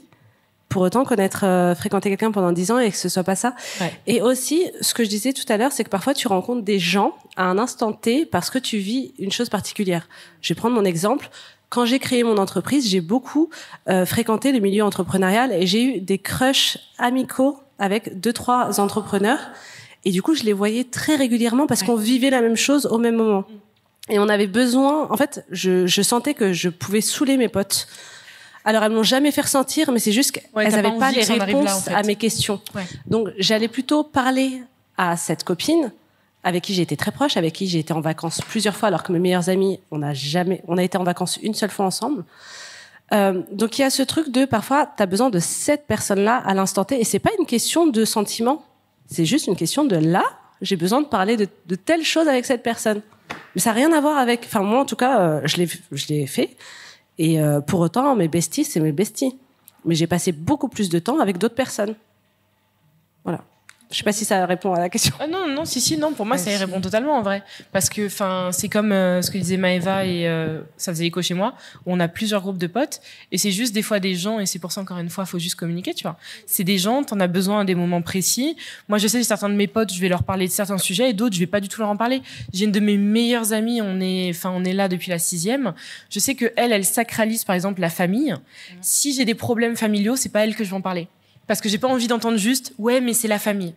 Je sais qu'il y aura d'autres personnes, je serai un peu moins proche, mais eux, je vais leur parler ça. Donc, en fait, juste, tu compartimentes, et ce qui, je pense, est juste humain, quoi. Voilà. Ouais. Est-ce qu'il y avait une autre question? Oui.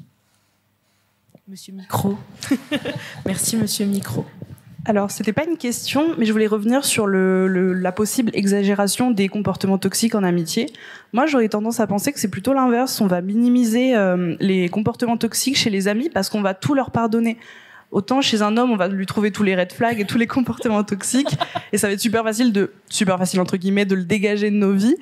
Alors qu'une amitié avec une femme, par exemple, ça va être beaucoup plus compliqué parce qu'on va avoir envie de tout lui pardonner et de trouver que tous ces comportements ont une justification. Parce qu'on va aller beaucoup plus en profondeur dans l'amitié. Et donc, on va se dire que si elle m'a mal parlé ce jour-là, c'est qu'elle était pas bien, ou ce genre de choses. Hyper vrai. La communication. Oui, tout se règle en fait avec la communication. Non, mais c'est fou. En fait, il suffisait de ça. C'est ça. Sans ça, il n'y a pas de problème. Ouais, non, mais je pense que c'est surtout que ça vient du fait que entre amis, on n'est pas censé avoir d'intérêt. Ouais. Alors qu'en couple, bon, il y a quand même un intérêt de créer une famille, bien sûr. De rester ensemble. Il y a des intérêts même financiers. Enfin, c'est horrible, mais parfois se mettre en couple, ça peut aider financièrement l'un ou l'autre. Alors qu'en amitié, t'es pas censé avoir ça. C'est juste tu vibes avec un humain. Ouais. Que t'as rencontré pour une raison. C'est pour ça qu'on accepte 10 fois plus de choses parce qu'on se dit non, mais si elle est dans ma vie, si elle prend du temps, c'est que juste elle-même. Ouais. Alors que parfois, non. Non. Parfois, non. Parfois, la personne a des intérêts, mais tu le sais pas, en fait. Parfois, la personne te déteste. C'est ça. Voilà. Et elle a juste besoin d'une personne à rabaisser tous les jours. Exactement. Ah, mais ça, non, mais c'est hyper bête parce que, j'y avais même pas pensé sous ce plan-là, alors que c'est hyper logique. C'est tes potes, comme je disais, c'est vraiment la personne, tu l'as vue dans tous les états possibles et inimaginables quand c'était meilleurs potes. Donc, t'attends rien, il y a rien de, voilà. Putain, j'y avais jamais pensé. C'est une super bonne réponse. Merci Linda, numéro 2.